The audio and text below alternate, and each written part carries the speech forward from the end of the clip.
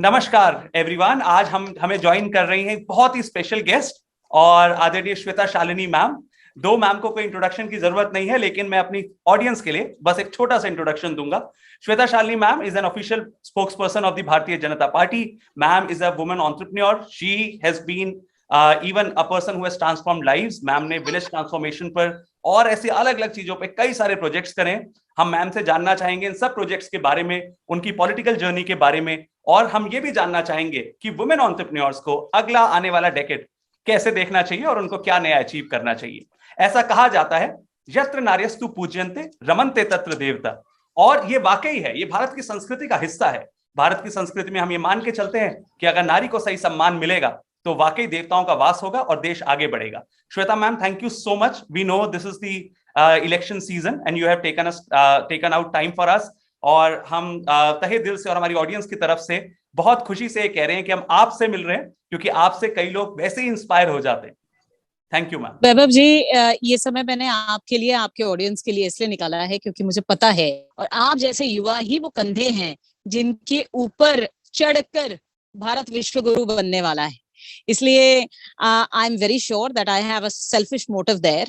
I think the youth is the future.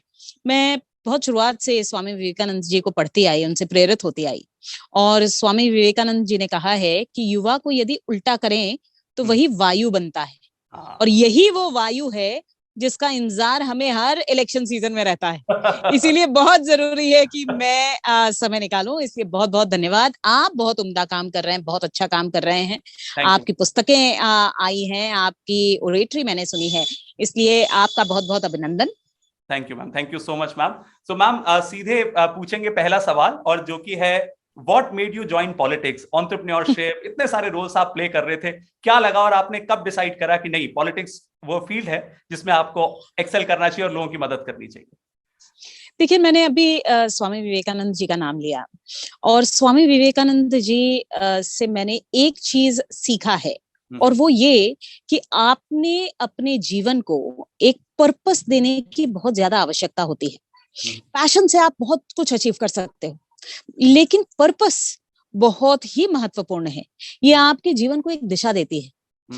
मैं बहुत दिनों तक, हम हिंदू हैं और हिंदू संस्कृति में एक सीख जो हमें मिलती है, और एक जिसे ब्लेसिंग कहते हैं, वो ब्लेसिंग हमें मिलता है। उसे कहते हैं कि आई एम अ सीकर। मुझे हमेशा ही तलाश थी, एक खोज थी। हम अपने आप की खोज करते हैं, अपने ईश्वर की खोज करते हैं, हम शांति की खोज करते हैं, हम अनेकों प्रकार की खोज करते हैं। लेकिन इस खोज के पीछे जो जो पर्पस होता है, वो मुझे उसकी तलाश मुझे बहुत दिनों तक थी, और बहुत दिनों बाद मुझे ये समझ में आया कि मेरा purpose of life is impact. I have to deliver impact, and the easiest way to deliver the most everlasting impact on the country is politics. Yes, sir. There are other ways. बहुत अलग अलग तरीके हैं। आप not for profit organisation चला सकते हैं, आप ब्यूरोक्रेसी में जा सकते हैं, आप बड़ी कॉर्पोरेट कंपनी खोल सकते हैं, आप बहुत सारे काम कर सकते हैं। लेकिन राजनीति एक ऐसा अवसर है जो आपको नेतृत्व के माध्यम से ये अपॉर्चुनिटी देता है ताकि आप वो एवरलास्टिंग इम्पैक्ट ला सके। आप देखिए, एक व्यक्ति नरेंद्र मोदी, जिसने ये सपना देखा कि मैं भारत को विश्व गुरु बनाऊंगा, आज हर युवा का सपना है कि भारत विश्व गुरु बन सकता है। ये विश्वास हो गया है कि भारत एक ना एक दिन अवश्य विश्व गुरु बनेगा, और उसी पदचिन्हों पर हम चलने लगते हैं। इसीलिए मैं अक्सर कहती हूँ, if Modi can be spelled HOPE, then I'm sure that politics is the place which will stand for the right policy and the right people. And the paradigm of politics is also changing. तो एक समय था जब राजनीति जो शब्द था, या नेता वो शब्द था जो गाली की तरह उपयोग किया जाता था। अब कहीं ना कहीं वो छवि बदल रही है, और जरूरत है कि अच्छे लोग इस क्षेत्र में आए ताकि ये छवि वो बदल पाए। और मेरे भी एक छोटी सी कोशिश है अपनी तरफ से, ताकि मैं ये छवि कहीं ना कहीं बदलने में सहयोग दे सकूं।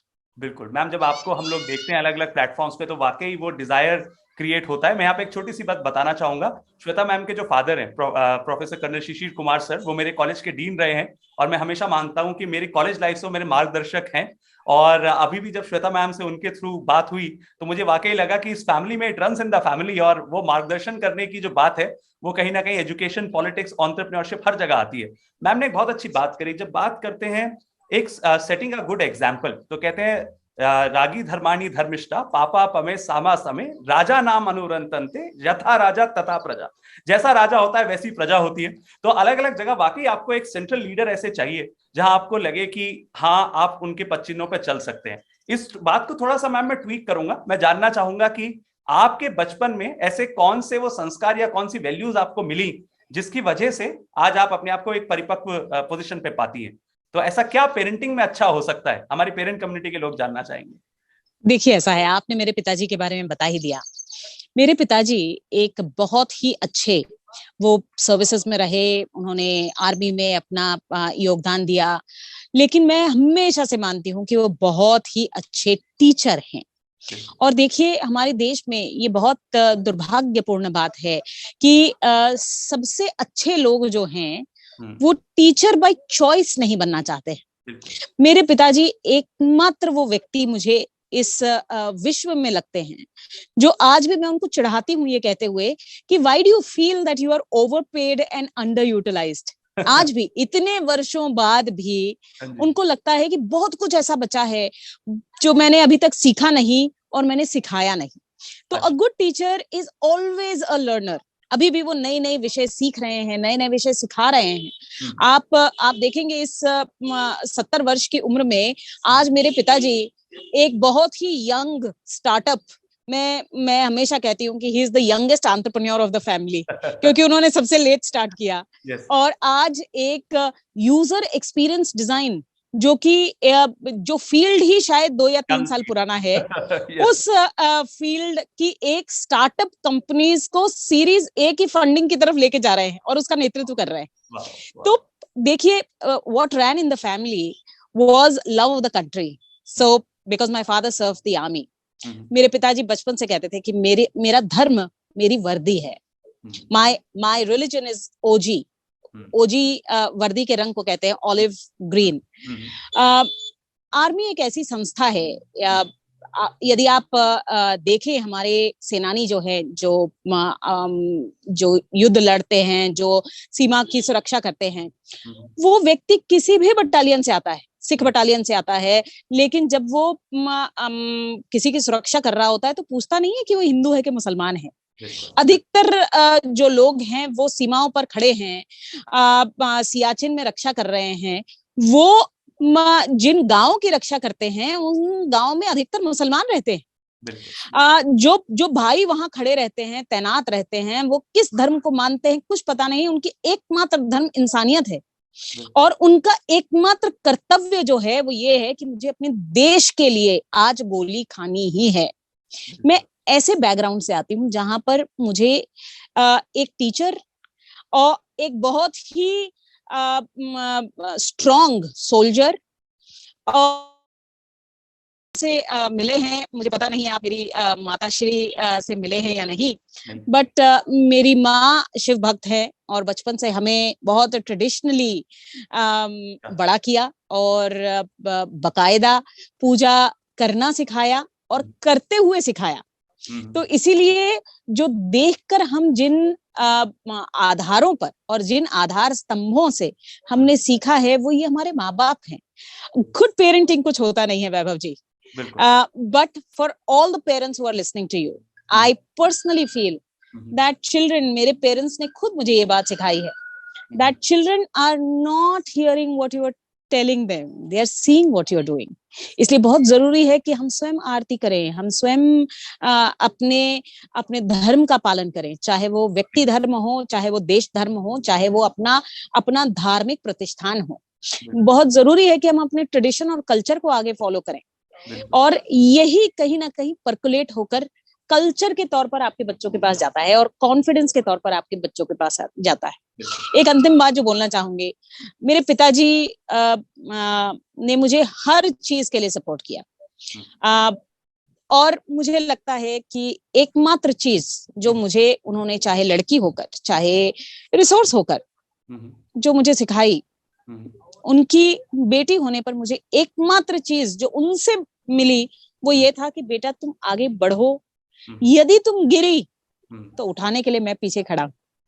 And every child just needs that confidence that if I fall there is somebody who will pick me up, and that is a good friend, a good parent, good partner, and a good set of people, संगत जिसे कहते हैं। आपके इर्द गिर्द अगर अच्छे लोग हैं जो आपके ड्रीम्स को सपोर्ट कर रहे हैं, जो आपके फेलियर्स को सपोर्ट कर रहे हैं, and that is when our children will learn to fail। बस यही चाहिए। बिल्कुल। तो मैम बड़ी एक अच्छी बात अभी आपने हमें बताई, संसार और संस्कार दोनों जीतने पड़ेंगे। आपने उसको एक दूसरे शब्दों में कहा कि ये बहुत जरूरी है कि हम अपने संस्कार भी बच्चों में डालें और उनको ये भी सिखाएं कि अगर उनको संसार में लड़ना है तो उनको बिल्कुल एक स्ट्रांग पर्सनालिटी की तरह खड़े रहना होगा, और कभी कभी गिरेंगे जरूर। मैं इसको अपनी लाइनों में कहना चाहूंगा कि बाधाओं के बारे में नहीं, बधाइयों के बारे में अगर बच्चे सोचे तो कहीं ना कहीं बहुत अच्छा करेंगे। मैम अगले सवाल पे आते हैं। एक बजट के एनालिसिस की आजकल बात होती है क्योंकि अभी बजट सीजन रहा है। आपसे अगर मैं इस बजट का एक छोटा एनालिसिस मांगू और ये जानना चाहूं कि समाज के अलग अलग वर्गों के लिए, खासकर उन लोगों के लिए जो गांव में बसते हैं, उन लोगों के लिए जो छोटे व्यापारी हैं, आप बजट को कैसे देखती हैं और उनकी कुछ 2-3 बातें अगर आप रखना चाहें।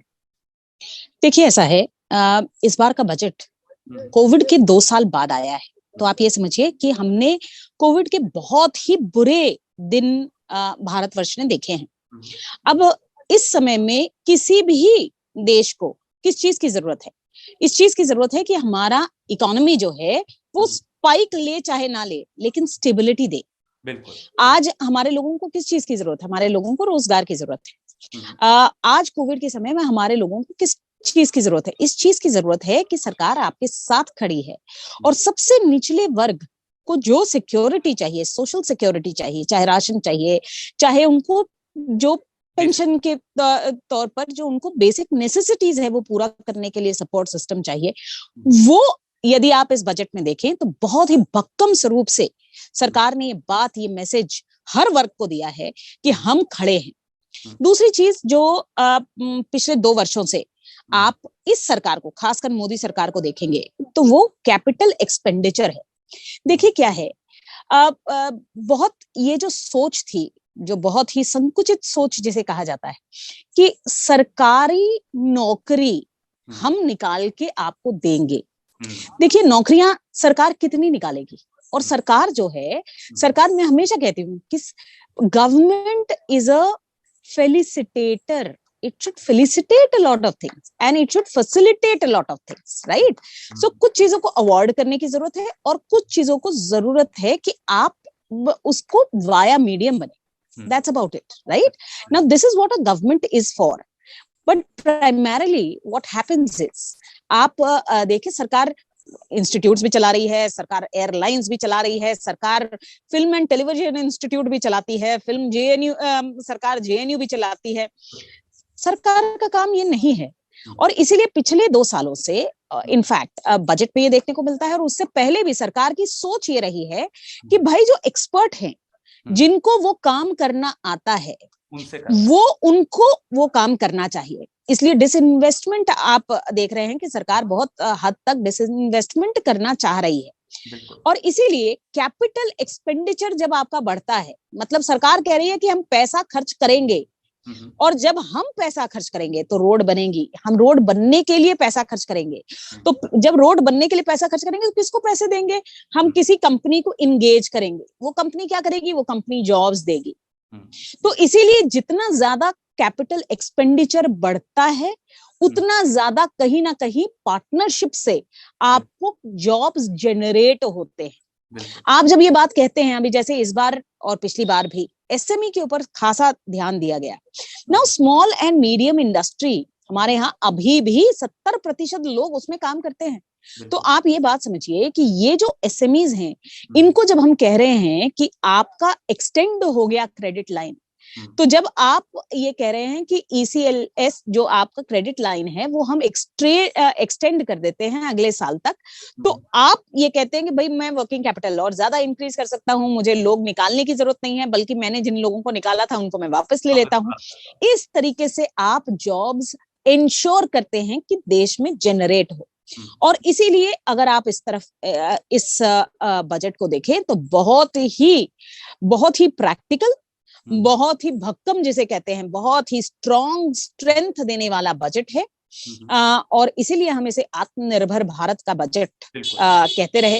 एक लाइन में यदि कहा जाए तो जिस प्रकार कोविड का बूस्टर डोज लग रहा है वैसे ही इकोनॉमी को बूस्टर डोज देने के लिए ये बजट था, इसीलिए इसको बूस्टर बजट कह देना चाहिए। राइट, बिल्कुल। ये मैम हमने हमेशा देखा है कि कई बार भारत के यशस्वी प्रधानमंत्री नरेंद्र मोदी जी ने कई बार कहा कि भारत के युवा आगे आएं और वो एंटरप्रेन्योरशिप पे काम करें। जैसे अभी हमने देखा कैसे नेशनल स्टार्टअप डे अनाउंस करा गया। इन छोटे छोटे बदलावों से वो बात शुरू होती है और कहते हैं ना, a good start is half the battle one.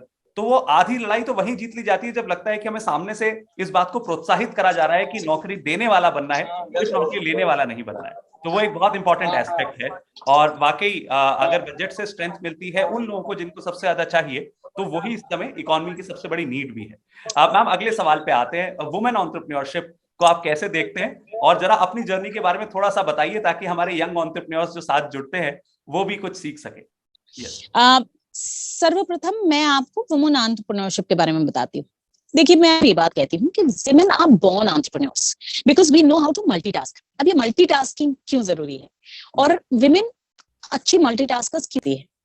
मैं अक्सर महिलाओं को ये बात समझाती हूँ कि देखिए, आप जब शादी करके आती हैं तो आप अपने माँ बाप को छोड़ती नहीं हैं, आप एक अलग माँ बाप को अपना लेती हैं। जब आप माँ बनती हैं तो आप पति को छोड़ती नहीं हैं, आप बच्चों को अपना लेती हैं। अब आपका समय दो माँ बाप में, पति में और बच्चों में, घर में और काम में इस तरीके से बंट जाता है, लेकिन आप दोनों काम मैनेज कर लेती है। यही एक एंटरप्रेन्योर की शुरुआत होती है। एंटरप्रेन्योर को ड्रीम करना है और उसको मल्टीटास्क करना है, ये दोनों चीज। और एक तीसरा एस्पेक्ट जो है वो फाइनेंशियल मैनेजमेंट का है। हर महिला अपने घर का बजट संभालती है और इसीलिए मैं अक्सर कहती हूँ कि निर्मला जी इसीलिए देश का बजट बहुत अच्छा संभाल रही हैं, क्योंकि वो देश का बजट घर के बजट की तरह संभाल रही हैं। तो इसीलिए कहीं ना कहीं अगर ये तीन चीज, देखिए, तीन चीजों की जरूरत है हमारे देश को भी और हमारे समाज को भी। लक्ष्मी जो बजट, जो फाइनेंस बजट है, सरस्वती मतलब the knowledge, the domain expertise, the multitasking abilities, और दुर्गा जो ये कहे कि मैं करके ही दिखाऊंगी। So these are the three sectors. If we are very, very confident, which most women today are, if we are skilled, which we have to gain as an entrepreneur, तो कोई भी महिला शुरुआत कर सकती है। आज आप रूरल एरियाज, गांव में भी जाके देखें तो महिलाएं एकत्रित होकर महिला बचत गट बना रही हैं और इन गट के मार्फत वो बहुत सारे विभिन्न प्रकार के काम कर रही हैं, चाहे वो घर में सिलाई का काम हो, चाहे छोटी दुकान का काम हो, राशन की दुकान का काम हो, या फिर बड़े उद्योग हो, पापड़ का उद्योग हो, अचार का उद्योग हो, या फिर बड़े कपड़ों का टेक्सटाइल उद्योग हो। तो महिलाएं बहुत हद तक बहुत कार्य कर रही हैं। दो तीन चीजें जो हमारे समाज में अभी भी जरूरत है, जैसे महिलाओं के लिए आज सरकार ने इंटरेस्ट फ्री लोन्स दे रखे हैं और बैंक भी महिलाओं को लोन देने के लिए बहुत ज्यादा आतुर रहती हैं, क्योंकि महिलाएं पैसे वापस करती हैं। और 98% ऑफ विमेन का रिटर्न रेट होता है बैंकों के लोन्स को लेकर। लेकिन अनफॉर्चुनेटली अगर आप यही चीज वीसीज में देखें, प्राइवेट वीसीज में देखिए, प्राइवेट एंजल्स में देखिए, तो महिलाओं को इतनी आसानी से एक्सेस टू फाइनेंस नहीं हो पाता है। दूसरी चीज, महिला अपने आप ही थोड़ा फाइनेंस से डरती है, तो इसीलिए आगे नहीं बढ़ती हैं, फाइनेंस मैनेजमेंट नहीं कर पाती हैं, और यदि उनको कोई चीज नहीं आता है तो वो सीखने की कोशिश नहीं करती। घर बार रहता है, इसलिए सीखने में कभी कभार लेट हो जाता है, समय कम मिलता है। इसीलिए वो सोचती हैं कि यदि मुझे कोई पार्टनर मिल जाए जो फाइनेंस देख दे, मैं डोमेन एक्सपर्टीज ले आऊं। तो इस तरीके से एंटरप्रेन्योरशिप का काम नहीं चलता है। एंटरप्रेन्योरशिप में आपको if not master of all, at least jack of all और मास्टर ऑफ वन तो होना ही पड़ता है। बिल्कुल बिल्कुल। जहां तक मेरी जर्नी रही, मेरा एक बहुत इंटरेस्टिंग टेड टॉक है। और मैं अक्सर ये बात कहती हूँ कि मेरे पिताजी को आप जानते हैं, मेरे पिताजी ने मुझसे पूछा कि भाई तुमने नौकरी क्यों छोड़ दी? तो मैंने कहा, I want to be a job giver, I want to be a job creator, I am going to be an entrepreneur. तो मेरे पिताजी ने बोला, वो क्या होती है भला? तो मैंने कहा, भाई मैं दूसरों को जॉब दूंगी। तो पिताजी ने बोला, तुम बिजनेस करने वाली हो? तुम्हारे पूरे खानदान में किसी ने बिजनेस नहीं किया। मैंने कहा, नहीं, मैं बिजनेस नहीं, मैं एंटरप्रेन्योरशिप करूंगी। हाँ जी। और आप डीआईटी में पढ़ते हैं, डीआईटी में पढ़ते थे आप। डीआईटी में एक ईडीसी खुला था, एंटरप्रेन्योरशिप डेवलपमेंट सेल, और उसके लिए मुझे गेस्ट ऑफ ऑनर बुलाया गया था। मेरे पिताजी मेरे साथ स्टेज पे थे, और उन्होंने, क्योंकि वो डायरेक्टर थे और मैं चीफ गेस्ट थी, तो उन्होंने मुझसे पहले भाषण दिया, और उन्होंने भाषण पे स्टेज पे जाके बोला कि this is the girl who taught me what entrepreneurship is all about. So that was the most proud moment of my life. But yes, God was kind, I started at the right time, at the right place. I set up a couple of companies, and as we said, we are 4,500 people worldwide now. We are doing extremely well, and we have exited a couple of companies. We have invested in a couple of more companies. Now we are working as investors. हम काफी companies में invest करते हैं, काफी लोगों के और सपनों में फ्यूल डालते हैं, ताकि वो